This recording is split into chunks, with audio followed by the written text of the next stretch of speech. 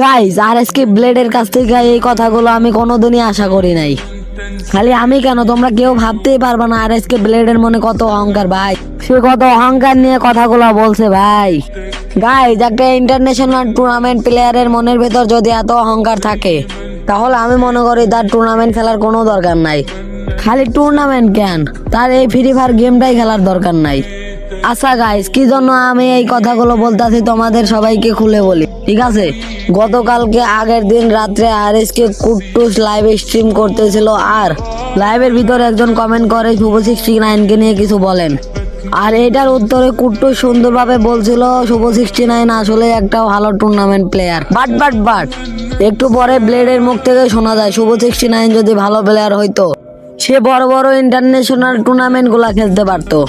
ভাই এইসব কথাগুলো বলার মানেটা কি ভাই? সত্য কথা বলতে শুভ69 তোমার দিকে শতগুণ ভালো খেলে ভাই। তোমার মতো মনে অহংকার নিয়ে চলে না।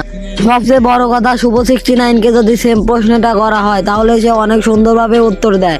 বাংলাদেশের সেরা রাশার আরএসকে ব্লেড ভাই তোমাকে ভাই বলে সম্বোধন করে, আর ব্লেড ভাইকে প্রশ্ন করা হলে সে তো কাউকে সম্মান দিতে জানে না। আর এই সকল কারণে আরএসকে টিমটাকে সাপোর্ট করা বন্ধ করে দিছি।